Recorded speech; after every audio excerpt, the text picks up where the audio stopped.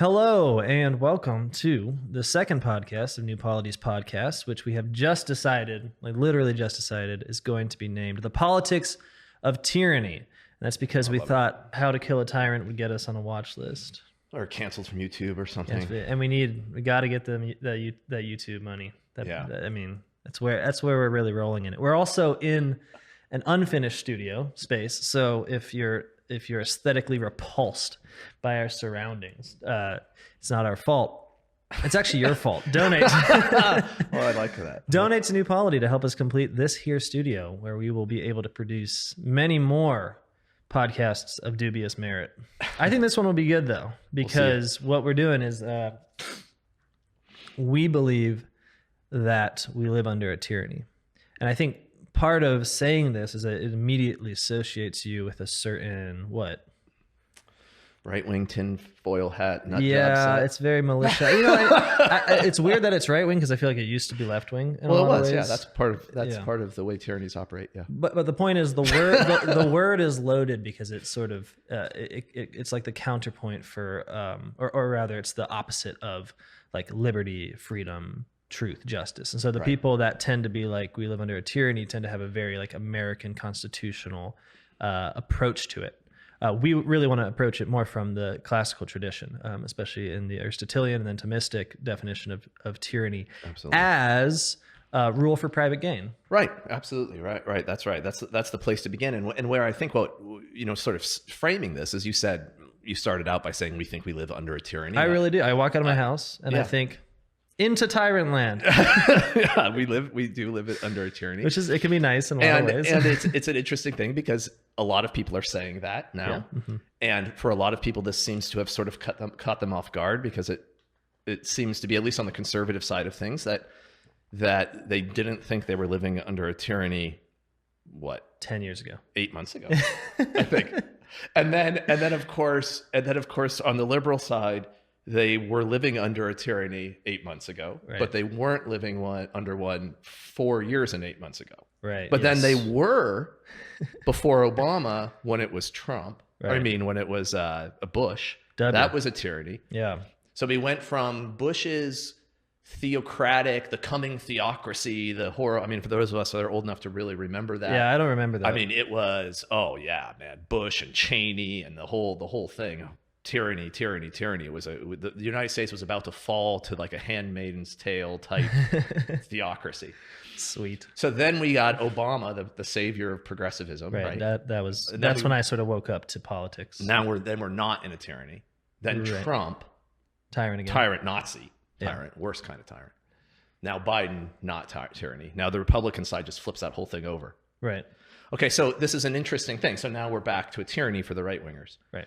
So the thing that I think one of the places we would probably like to begin would be to just sort of point out that we are in a tyranny and we have been in one, and it's been getting worse over all of that time. Right. So this idea, this sort of popular political level, the idea that there's like this flipping back and forth and like one side is in charge and then the other side is in charge. And it's like, well, that's true on a sort of social level. Like there are real factions and they're really fighting with each other about real things. Right. So I'm not trying to argue for some sort of, grand conspiracy where everyone's secretly on the same page or something like that. That's not the point. Yeah, the point is that tyrannies are actually structural, right? They're a political form, which is why when Aristotle brings it up, he can bring it up as a kind of governance. So he's not saying like now we live under a tyrant. He's saying, okay, here's monarchy, here's democracy, here's tyranny. Right, exactly right. And Thomas is even better on this than Aristotle. Where like you said, tyrannical power is identified as self-interested power, and then Thomas goes ahead to start to explain to us how tyrannies function, right? Like what they work, how they work in a sort of structural sense. And so the argument that I think that we're going to want to, you and I are going to want to be making here, is something along the lines that what we have going on politically in the United States and in the West in general, that is something that has been going on for the last couple hundred years and has accelerated perhaps since World War II, probably in the United States anyway. And what is going on is the expansion of tyrannical forms of power Okay. at the expense of non-tyrannical forms of power, right? Right. Which again, the kind of working definition here is just tyrannical form of power is rule for private gain, and then non-tyrannical forms of power is rule for the common good.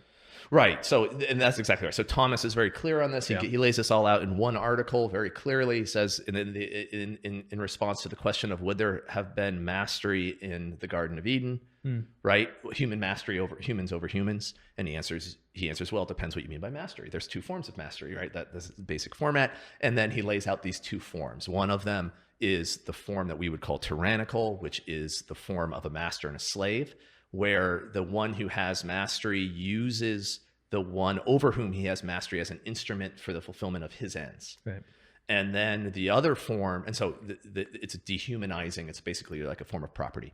Yep. And then the other form is power or mastery of one over another that is for the good of the one over whom it is wielded, and by extension for the common good. Does that make sense? So the master... For the good of the one over whom it's wielded. Over whom it is wielded. The under one. Yeah, so the one who's subject to the mastery. Yeah, for the little guy. The little guy. Absolutely. We call this... This already seems to make more sense out of as a description, because, I mean, don't you think it's probably the case that even though people have their political teams, it seems like what's generally assumed is that our rulers rule for private gain. No one even...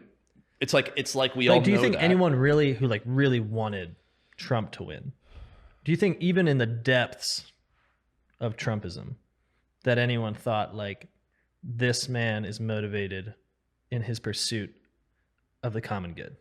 Like, do you, like I think I think so. Yeah. You really do? Okay, but I don't think you're forcing me to be mean to certain groups of people. But go ahead. I think that the way tyranny works, part of the way in which it works is that there's an incoherence between what different groups or different factions think they're doing. Sure. Right. So it's not a coherent whole. Gotcha. It's not all oriented to one truth that is analogically participated in by different modes or something, which is the way we start describing a regime of justice. But rather, there are people who are true believers, but that those people are normally at the bottom of the social hierarchy. Sure. Right. Like, okay. But the guys at the top don't. Yeah. Right. No delusion there. Gotcha. Or people who are paying attention, I think. Yeah. But I mean, I think this is true of politics in general. I mean, when, for example, something that has been a topic of conversation around the new Polity offices in the last few months has been the reversals that we've seen in politics, in popular politics, and how interesting these are, right? So for example, in the 90s, I think it was 1999, for example, when we had the WTO riots in Seattle against globalization, and those were left-wingers rioting against globalization. So the right-wing position was for globalization. Right. Yeah. The left was against globalization. Right now, that has completely flipped to the point that the extreme right wing, like an Alex Jones or something, their enemy are the globalists, the new global order, right? And the global corporations, right, are the bad guys to the right now. Which the global corporations were always the bad guys to the left, right? But now they're not. The biggest global corporations are the allies of the left. So this is actually flipped, right? There's lots of other things like that. Immigration, the same sort of way. When I was growing up, the right was the open borders party, the Republicans were, and the left were the restricting immigration party, the Democrats were, right? That has flipped. Like the whole even ideas of free trade have basically flipped, right? Ironically and weirdly, right? Free trade even internally, right? I saw the other day a while ago an article in a very, very like fringy right-wing newspaper. And it was fascinating because it was about the child labor industry in Africa that was mining the minerals that we need for our cell phone batteries. Like cobalt. Yeah, and it was about how horrible this was, right? And this was This was a right-wing magazine. And it's like, oh my goodness, like 10 years ago, the right would never have suggested that comparative advantage in the third world, right? Like having their labor markets serve our production was bad, right? But so even the whole discourse on human rights is starting to shift right now to where the right is more concerned about human rights internationally, and the left is like, oh, don't pay attention to how iPhones are made, right? That's fine, right? China's just doing great, right? So now the reason why I bring this up is not to say, oh, look, everybody's a hypocrite and it's all flipping around. It's to point out that what's really going on historically is this march of the tyrannical form, this extension of the tyrannical form. And I think that as that happens, there are points of friction or resistance, right? Human rights, free trade, that resistance emerges in society.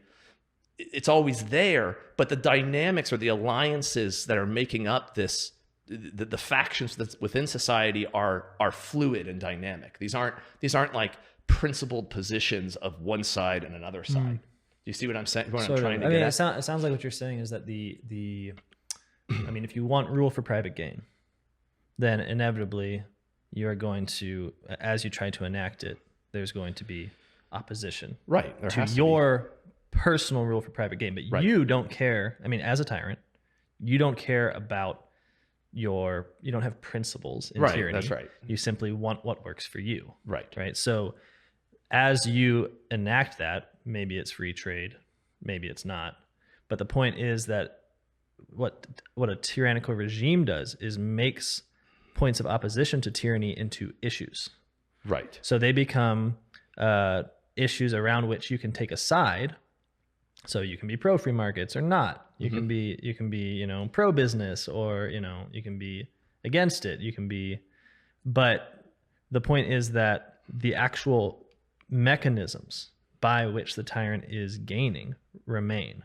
Yeah, they're being extended. That's what's going on in the politics. To me, this was clarified when we had briefly spoken about it in terms of abortion, and I think this is a tougher one for Catholics, but I think it's very clarifying to see, because it seems like, from as far back as we can really know, the use of child sacrifice and abortion and population control has been a mechanism by which tyranny succeeds. Because if you can control actual numbers of people that you have in your rule, whether you're able to increase them or decrease them at will, then you have more power to serve your own ends. And of course, introducing a relationship of personal gain, so of negotiations, or a relationship of scarcity, of mutual benefit into the mother-child relationship, is like the final tyrannical push, right? But if this is something that helps tyrants succeed in their main goal, which is private gain, right? Then the difficulty is that, largely speaking, most people don't think killing children is good. That's the problem. And so in being a tyrant, you, of necessity, create resistance to your own regime. Now, there's a lot of ways that you can crush resistance, right? You can go hard and make it like full-on divinity cult, in which child sacrifice is simply the pious thing for your citizens to do, and anyone who does not is offending the gods. You can just enforce it militarily. China. Right? China, yep, one child policy, that sort of thing. I think of pharaohs. You think of the Chinese. Yeah, right. Okay. This will become typical, I think, of the series here. Right. But the point is that another thing you can do to preserve your mechanism for control over the population for the sake of private gain is to frame the killing of children, abortion, population control, as a issue that is fundamentally taken up by a side or a faction. So it's like it becomes, instead of something that could rally universal opposition and actually unite people into opposing tyranny itself, it becomes a way in which the population is divided over the issue, And becomes associated with different factions. So right now it's the Republican Party is the associated pro-life faction. That ensures that the actual practice remains. Right, because it becomes institutionalized. It becomes a part. It rises and falls with a whole bunch of party planks. Right. And so it's not up front. It always is a point of compromise. It's always a point of discussion. It's always a right. And so to the point that a Republican can, and frankly most do, can oppose abortion without any passion or effort towards ending it. That's right. Because you can take it precisely as an issue. And in a similar way, a Democrat can, or a generally liberal side of things person can have it as, can promote it without passion. Yeah, and then even more, perhaps more nefariously, is that people who do feel very passionate about it get kind of, their prudence starts to dictate to them that the most effective way to eradicate abortion is to work within this system. Like there are people here, we got to work in the party, we got to move this stuff through the channels, we got to do all that. And it remains to be seen whether or not there's much fruit is going to come from that sort of a strategy. But the point that you're making is that had it never been institutionalized like that to begin with, it could have become a radical point of resistance against a tyrannical regime itself.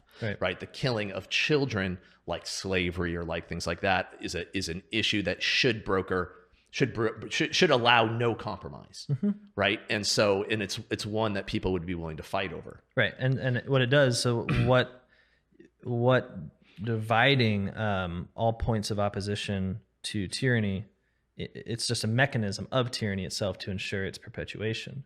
And I mean, that sounds kind of like a.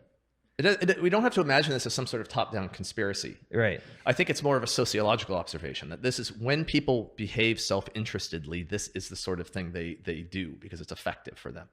Right. I think self-interested, powerful people aren't, like when we say they're cynical, that's even perhaps sometimes true directly, but I think often it's even worse than that, if it's possible. What I mean is that they come to believe whatever is useful to them. Sure. So it's just the way in which their actions and their beliefs are connected is inverted. Right. You see what I'm saying? And you think that the fluidity of like the fundamental political positions, that they can be tossed back and forth between the left and the right, is evidence that what those points of what those fluid points are in fact moments in which the tyranny itself could be opposed, but is not being. That's right. There's a mechanism by which it becomes an argument between factions. That's right. And the actual. So an example would be, if the left is opposed to corporate power, when it's in a minority position, when that party, the Democrat Party or whatever, when the sort of political winds shift in such a way, social winds shift in such a way that it becomes the controllers of the corporate power, then it no longer resists corporate power, but voila, now the Republicans resist corporate power. Right? And the point is that the resistance of corporate power and the extension of corporate power, so this is the historical dynamic that is going on, is the extension of this tyrannical power and the ever retreating resistance to it. And the particular factions, and the names we call them are fluid and contingent, right? Yeah, so I mean, I think that when you see this, I mean, for example, I'll give you some just crazy examples. So I grew up in Seattle, outside of Seattle, right, super progressive, one of the most progressive places in the country, in the world, and sort of the stereotype of that whole culture is that it's just this morally permissive culture, right, and so Christians are always charging it with moral relativism and all this sort of thing. And yet I watch MLS soccer, professional soccer, which I know people think is weird, but whatever, I like it. And I was watching the Sounders play, and this huge billboard in the stadium, just big, bold print. What's wrong is wrong. What's wrong is wrong. All caps. Nice. Right? It's like, wow, man. And this is obviously they're talking about like racism and anti-vaxxing, and they're talking about all this kind of stuff now that they have this moral high ground on, right? and they're declaring their opponents to be wrong because they're wrong. And it's amazing because it's like, I look at that, that sounds like 10 years ago what a kind of crazy Southern Baptist Christian would have said. What's right is right and what's wrong is wrong, and it's not up to you to determine which is which, Right. And now they're the sort of people on the right are the ones saying, what about free speech and tolerance and diversity of opinions? Absolutely. And it's like, this is an amazing shift. And people go, oh, it's so inconsistent. It's like, no, it's not inconsistent. Yeah, and you see this, right? It's not inconsistent at all. Right? You see this in the way that the right generally has totally given, I mean, I'm just saying the converse of what you said, like given up on any kind of moral pose. Mm-hmm. Like that's for the left to do now. Right. Now what makes you a real right winger is like a certain brashness and a willingness to curse and to like, F your feelings sort of thing, which was absolutely what I would have otherwise associated with the left. Totally. Previously. Well, I think it would have been the style of the left even 10 or 15 years and now ago. the left is like crushingly moralistic. Yes. Like purity code type insufferable. moralism. Yeah. Right? Absolutely insufferable. But what's happened, to your point, what's happened in the right is that the resistance to the power now of the left has been largely to retreat not to morality, but to individualism. Right? Like a sort of libertarian notion of individual freedom, individual self-determination, right? As if that's an opposition, Right. that's an opposing position to tyranny, which is nothing but the use of power for self-interest. Yeah. Right? So it's like all you're saying is when you oppose it that way is that you think that tyrannical power ought to be diffused more widely. And that's misunderstanding how tyranny itself works. That is an impossibility, right? Tyrannical power, self-interested power necessarily accumulates into the hands of certain more powerful people, right? A society of self-interested, of a sea of self-interested individuals does not exist and cannot exist. Although there is a way in which, I mean, not in having. No, them be free. I know what you mean, and I just want to. I mean, they can exist as a society of slaves. Right, but the slave is like the tyrant in certain ways. Yes, that's right. Yeah. And I think... what I mean is the libertarian fantasy won't exist. Sure, but I think it's important to say, like, one of the presumptions of classical political philosophy is, I mean, I think of the biblical quote, like, as goes the ruler, so goes the people. Maybe it's as goes the priest, so go the people. But, and the principle is that you are becoming like each other. So the thing that we think is like, well, the tyrant's the big bad guy, and he's the tyrant because everyone else is like the good guy who's oppressed by the tyrant. Yeah. But it's not the case. Like within a kind of monarchy, ideally, when Aquinas talks about it, it's precisely that you have people participating in this idea of kingship that makes the kingship efficacious through the whole society. Right. So, and in terms of a democracy, even precisely insofar as we're all become citizens, is how you can have a functioning democracy. And it's similar, I think, with tyranny, is that you have to attempt to participate in tyrannical power as tyrannical power. That is self-interested, private gain. That's why you do what you do, in order for the tyranny itself to work. That's right. Yeah. Because people that are self-interested can be manipulated. Yeah. Right. So, I mean, this is true. This is the master-slave relationship is a great way to see this, right? So why does a slave obey his master? And the typical answer is because he's afraid of him, right? And so he either is afraid of punishment or he's seeking the reward the master can give him, either way. But the point is he's not obeying the master because of the truth of the command of the master, right? He's not obeying him because it's good to do so. Right, as Jesus said when he defined slavery, he says the slave does not know what the master is doing. So he's obeying him out of some form of personal gain, even if it's the gain of not being killed. Of not being hurt. Being hurt. Yeah. And that, of course, is reinforcing the action of self-interest, which reinforces the vices of self-interest, which are the same vices that motivate the master. Right? So the master and the slave, like you were saying, become the symbiotic sort of relationship, but it's a relationship of asymmetry and of terror, which is right? Which is why when you speak about tyranny, you have to get over this idea of the bad guy ruling over the good guys, which is, I think, naturally how how people that are in tyrannies would imagine Yeah. tyranny to look, because everyone's the good guy when Yeah. And it's true in a certain sense. I'll get to why I think it's true in a certain sense, but you go ahead. Well, I mean to say that our vices make up the form of government that we are under. That's right. We are not somehow. I mean, this is the whole point of like any thoughtful political theory, is that your ability to rule and then the power of the ruler is a relationship. Right. And so any discussion of like, well, what is the form of rule is a description of a relationship. That's right. Yeah. And this is actually obvious, I think, in that if a population, I mean, aside from like short-term anomalies, so if we're talking about any sort of sustained governance, right? If a population is not self-interested, so it's not tyrannical in its form, then it will resist an attempt at tyranny effectively. Right. Even if it all the way to the point of being killed. Yeah, because it'll say, hey, that guy's just using his power for private gain. Let's kill him. Let's not do what he says. He's not in charge. So like what Thomas says is something to the effect of, and you might remember this exact quote because you're good at that, but that something to the effect that vicious men place themselves under the rule of more powerful vicious men because they think they'll gain from doing so.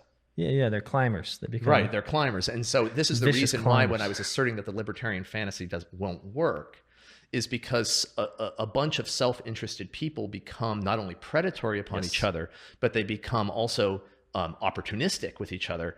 And that dynamic creates then structures of tyranny and domination. And maybe we should slow down at this point because I think it's fantastic and so obvious. I don't know how. Wait, I'm getting a call on my dumb phone. It's an ad for people to get dumb phones. Oh, we're good. Okay.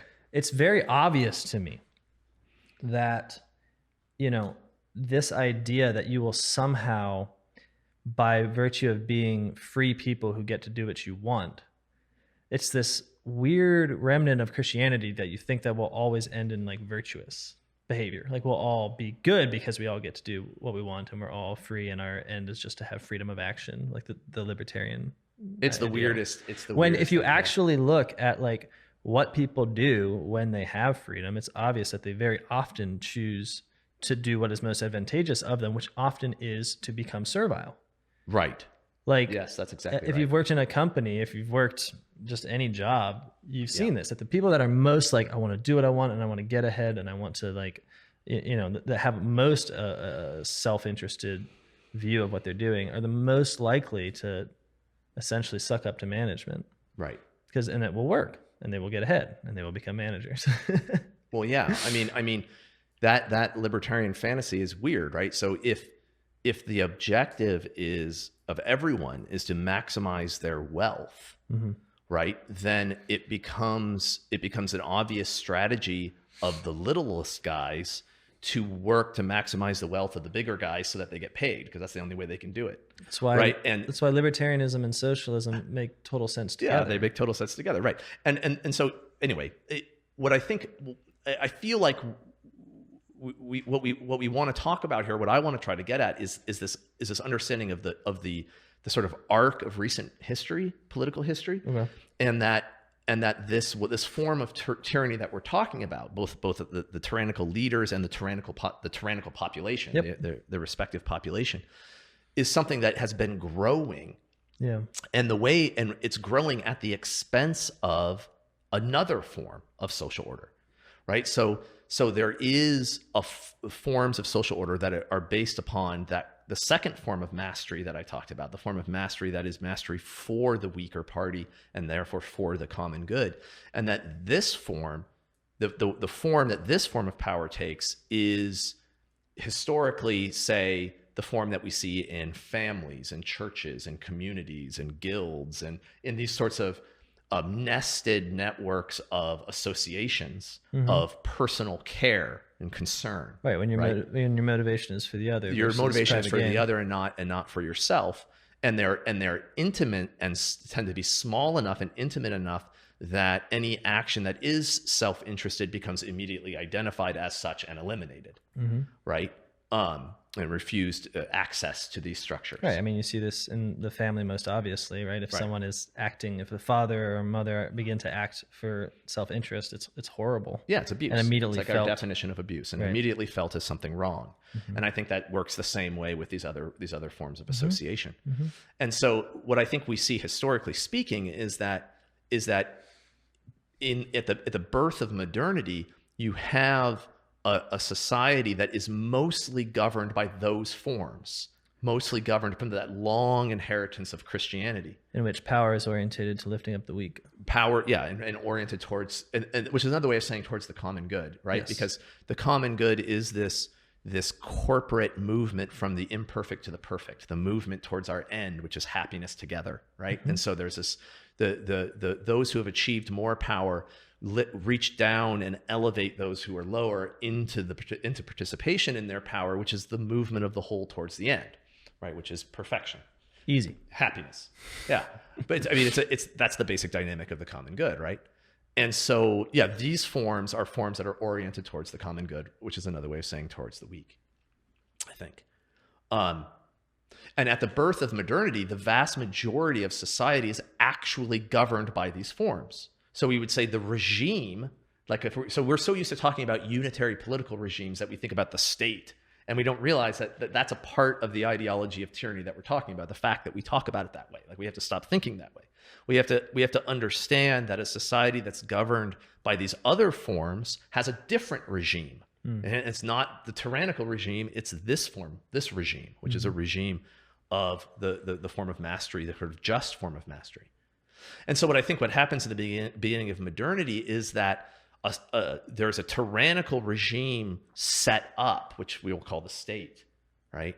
That's sort of extracted out of that and established as this umbrella under which those forms are allowed to continue to function, only now as the private. Right. And I know you're speaking theoretically, but practically speaking, you're talking about the actual building of nation states. That's right. Yeah. So the construction of the state as a hegemonic entity that begins in a very limited form, right? Like the state, you read John Locke or something like that, like the state is imagined as having very sort of rudimentary and really reactionary functions. Just keeping everyone together, like yeah, and then, but you guys guys live your life through these other forms, these associations and forms that you've been living your lives through for time out of mind, right? And that'll be allowed to continue to function. But what's actually occurred is a decisive shift, because the coercive apparatus that is in Christian regimes, always this sort of ad hoc remedial apparatus that permeates that whole regime of interlocking networks, is now being monopolized into one thing, right? And sucked out and monopolized into one entity, which leaves these other forms in many ways helpless, or helpless in the sense of resisting that tyranny. Right. And so then what I think happens historically then is you have this, liberalism has this genius sort of distinction between the public and the private, but the private is really actually in many ways the actual regime that people are living under, and the public is this sort of distant state.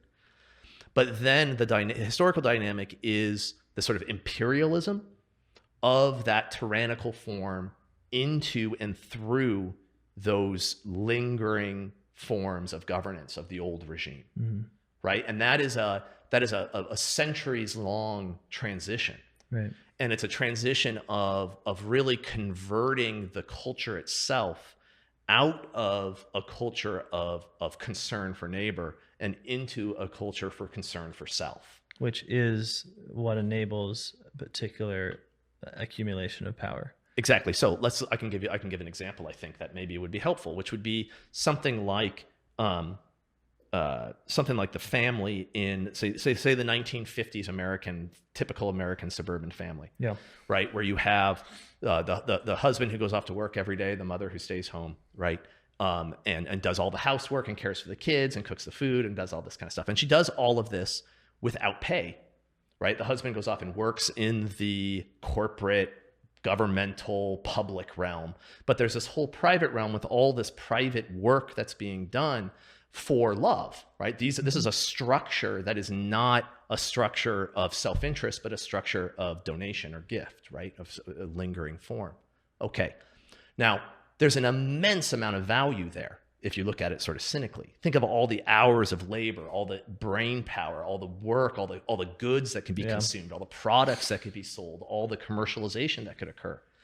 And so when you look at then what happens over from the 1950s to today, it's like, well, that's exactly what you see happening, isn't it? Is that all the various steps, all the various bits of work that all those wives, all those women, mothers were doing is now commercialized. You have someone who comes to clean your house, someone else that does the yard work, someone else who raises your children, someone else who, you know, you go out to dinner and have someone else who cooks your meals.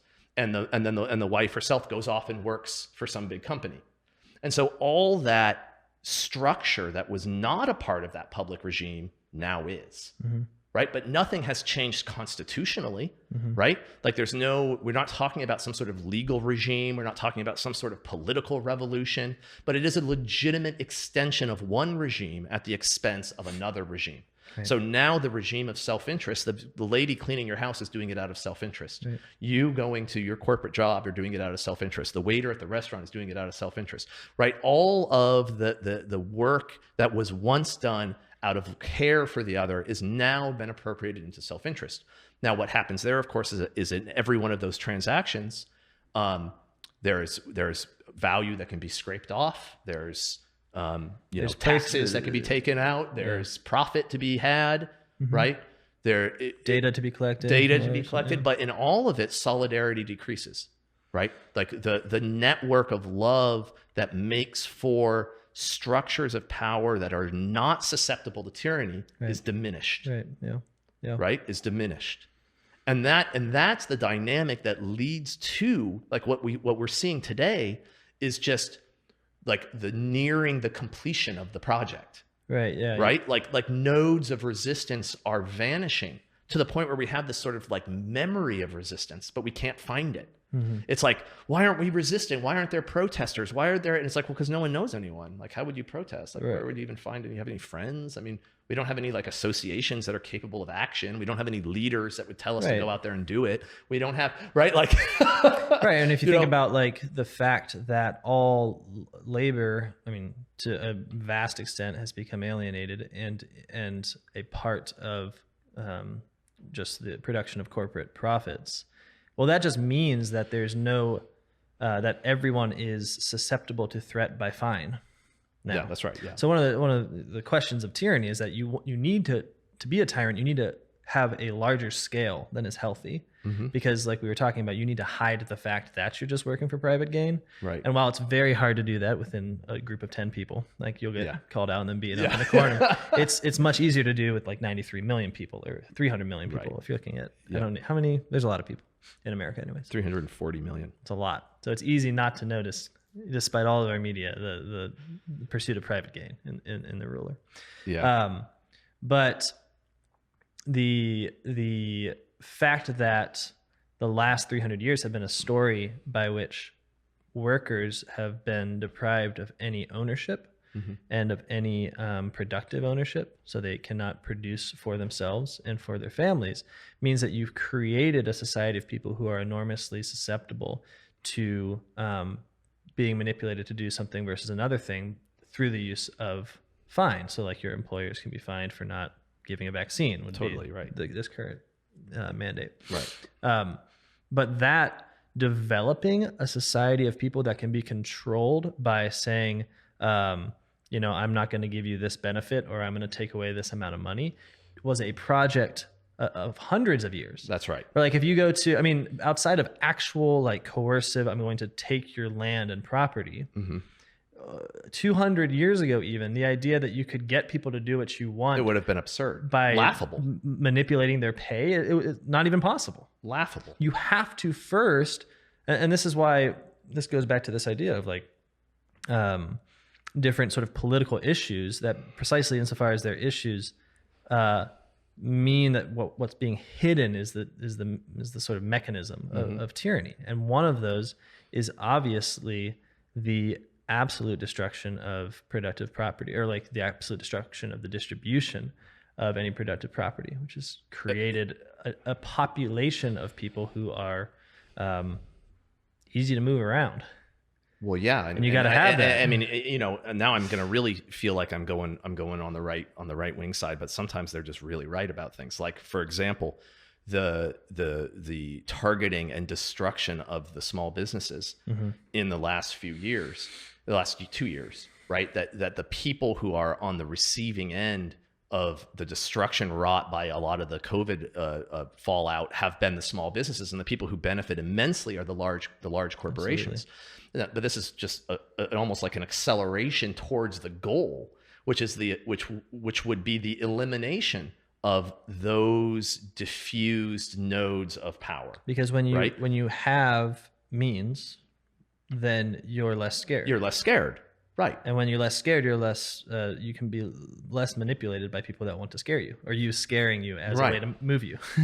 Yeah, which is what tyrants have to do. That's exactly right. But because since they're working for their private gain, they cannot motivate your love. But the thing that people need to see, especially people on the right, is that a healthy regime of small businesses is not a regime of universal profit seeking.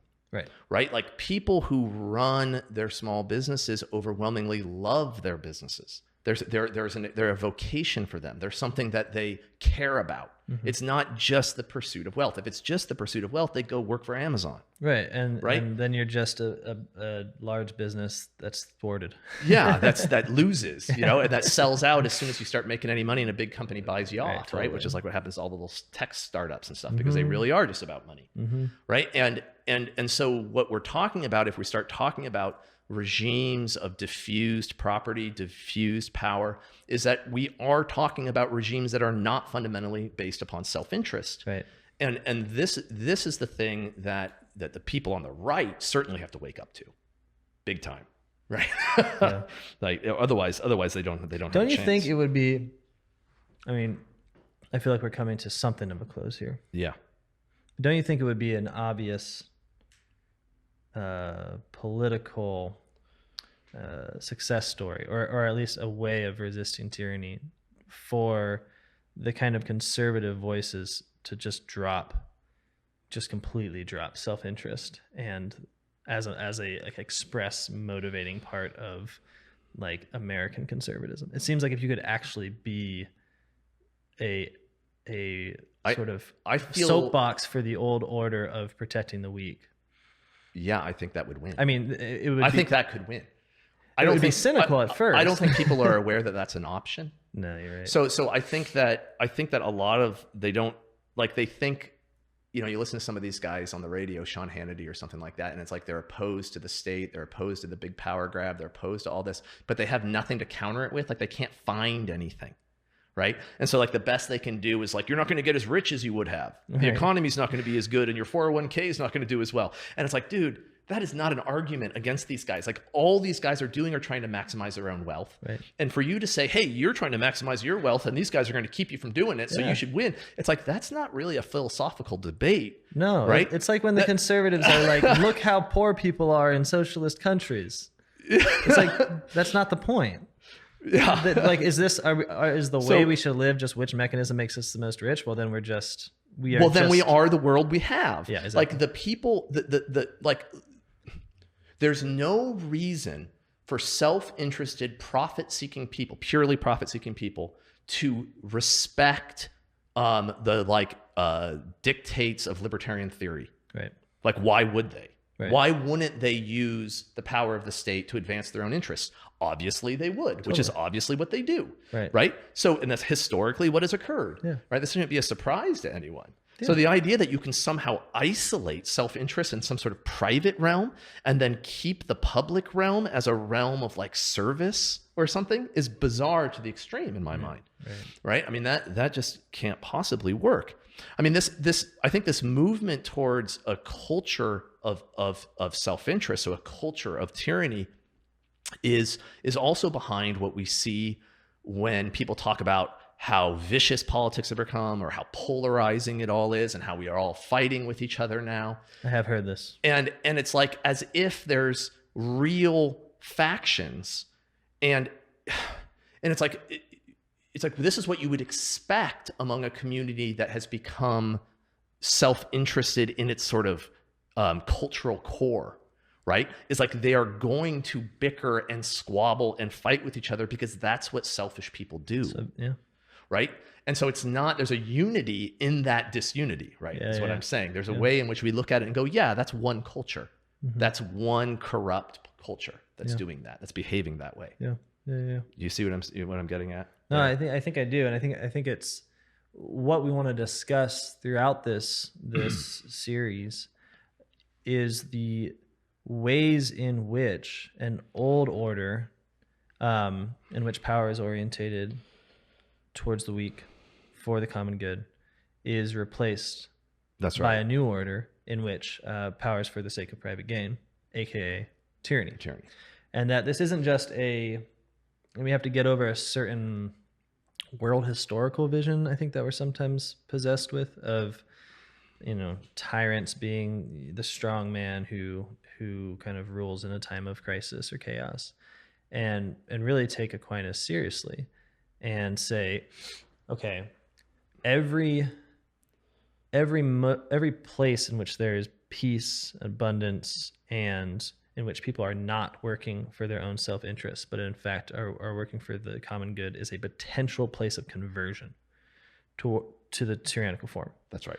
And there's not a lot of those places left in some ways. That's right. And I think people who, who speak to us sometimes, send us emails about their lives in cities or their work, are often very distraught because they find, like you say, you look around and you find no place in which there isn't this tyrannical operation. Mm-hmm. So what we want to do is basically just call it out. Like there's different ways of transferring an order of distributed power into an order of selfish power, let's say, or however you want to, the Christian regime into the tyrannical regime. Right.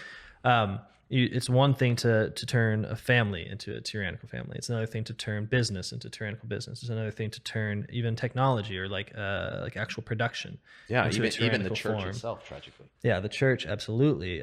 Population size, borders. I mean, it is the intellectual life, the universities. I mean, the pursuit of knowledge to move, from one to the other. And in a way, like this is a negative podcast, right? Like this is well, I think at every step we have to start articulating also how resistance can. Well, but you don't know that resistance is possible until you understand what exactly the oppression of tyranny is. Mm-hmm. The oppression of tyranny is not the moment at which the guy says you have to do this and you find yourself unable to resist. That's the end. That's the fringes. That's where it's failing. Well, actually, like when the gun shows up, that's where the tyranny hasn't quite been built yet. Because that's when the tyranny meets an order that is sufficient, and so it has to actually. The real tyranny is when everyone's going along. Right, and so what we want to do is kind of historically trace the mechanisms of tyranny, like how exactly this transfer of power is. How do you make people selfish in the most intimately selfless institutions? Mm-hmm. Like, how do you make that change happen? And it's a lot of work. I mean, this is the thing. A tyranny is not this, like, it really is a historical phenomenon. It's like tyranny doesn't just have to do one thing versus another. It has options. It has tools. It has a whole tool belt. And there's similarities between its different methods. But I think what's fascinating about it is that it always approaches with this sort of choice of how to trick people into giving up their virtue, their selflessness, in order to become self-interested. I mean, at each point, there's different ways of doing it. Which is the trick of selling yourself into slavery. Right. I mean, that it's tricking people into servility. Yeah. That's right. So my goal here is I think I'm going to provide a sort of biblical perspective on this, because I think the Bible is actually a story about tyranny and a limited resistance to it that's ultimately successful because of God and the grace he gives in the incarnation of his son. I think that's what the Bible is. Which is why it's when they published, I forget the first like popular printed version of the Bible, Geneva Bible, right? Wasn't that it? No. It's Gutenberg. No, but maybe it was one. Point is, one of the first in English anyways. Oh, okay. Was heavily footnoted for all of the sections of the Bible that had to do with St. James, you're talking about the Yeah, James, yeah, yeah, yeah. King James. I'm sorry, St. James. I wish King James Bible. it was heavily footnoted, so that anytime there was a discussion in the Bible of kings behaving badly, Yeah, there was this sort of exegesis that this was not, in fact, anything like, our English sort of regime. This James, is the who sits on the very throne of God. right, exactly. Yeah, of course. So tyrants know that the Bible is a story about tyranny, and I think that Christians need to understand that the Bible is also a story about tyranny and its destruction. And about freedom, right? Yeah. And so that's been my contribution, and I think your contribution here is that you actually know things about what you I don't know. I certainly talk about things. Okay, so thank you so much for jumping on board. We hope that this is hopefully a good introduction, and hopefully a good way to think about why the fluidity of our most contentious politics, in fact, is unified when you describe it as a service to the spreading of a tyrannical regime as it slowly marches through an older Christian order. That's what we're going to be talking about. So if you're on board for the ride, we're happy to have you. Yep. Thanks. Okay, till next time. Bye. See ya.